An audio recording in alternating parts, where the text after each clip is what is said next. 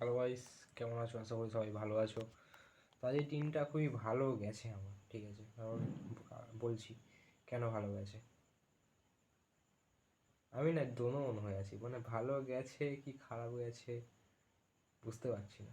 হ্যাঁ, অবশ্যই ভালো গেছে, কিন্তু এটা বললে তোমরা বুঝতে পারবে। সকালবেলা আর কালকে রাতে তাড়াতাড়ি ঘুমিয়ে পড়েছিলাম।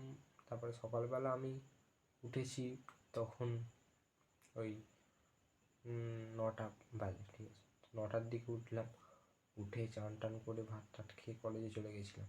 কলেজে গিয়ে একটা ভালো জিনিস ঘটেছে আমার সাথে। আই অ্যাপ্রোচড আ গার্ল, যাকে আমি 1 বছর ধরে চেষ্টা করছিলাম কথা বলার। তো দেখি সে আমার দিকে তাকিয়ে তাকিয়ে আসছিল, তো আমি ডাইরেক্ট ওর মুখের সামনে গিয়ে অ্যাপ্রোচ করি ওকে। দেখি ফার্স্ট কোশ্চেনটা, আমি হাই বলেছিলাম, হাই। দেখি ফার্স্ট কোশ্চেন ওই করলো যে তোমার পল সায়েন্স না? বললাম হ্যাঁ। তো ওখান থেকেই কটা স্টার্ট হয়। আমি বললাম তোমার বোটানি? না, আমার চুল আছে। ভাবে কথা আর কি স্টার্ট হয়েছিল। হতে হতে আমি ওর নাম্বার নিলাম। ইনস্টাগ্রাম নিতাম, বাট ইনস্টাতে নেই, ইনস্টা করে না। তো বাধ্য হয়ে নাম্বারটা নিতে হলো, মানে ও দেয়নি, মানে আমি বলে আমি নাম্বারটা চেয়েছিলাম যে নাম্বারটা দাও। ও অনেকক্ষণ ভাবলো, মানে 3-4 সেকেন্ড। আর 3-4 সেকেন্ড এখন বলছি বলে মনে হচ্ছে খুব ছোট, কিন্তু 3-4 সেকেন্ড ওই মুমেন্টে মনে হচ্ছিল অনেকটা। তো অনেকটা টাইম নিয়ে ভাবছিল। আমি বললাম কি আমাকে দেখে খুব খারাপ ছেলে মনে হয়? বললো না, ঠিক আছে তোমার নাম্বারটা দাও।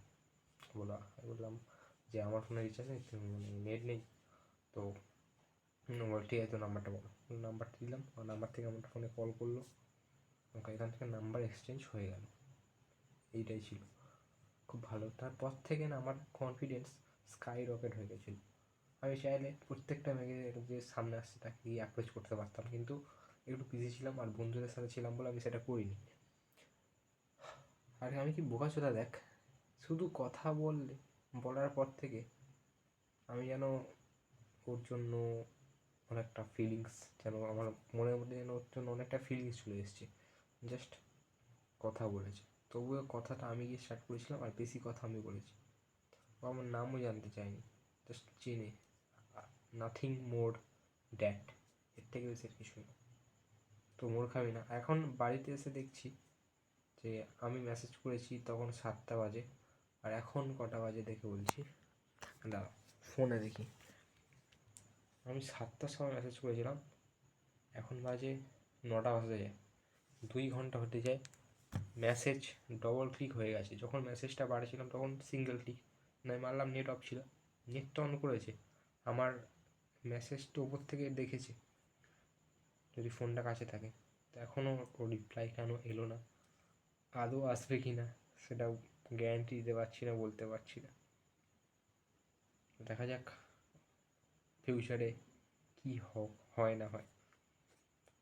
আর এই জিনিসটা না আমি আমার সেলফ স্টিম, সেলফ কনফিডেন্সের সাথে অনেকটা নিয়ে নিই এইসব জিনিসগুলো। মানে মেয়েটা কথা বললে তবে আমি ভ্যালুয়েবল, কথা না বললে আমার কোনো ভ্যালু নেই, এরকমটা কিন্তু নয়। আমি অনেক যথেষ্ট ভ্যালুয়েবল, আমার অনেক ভ্যালু আছে,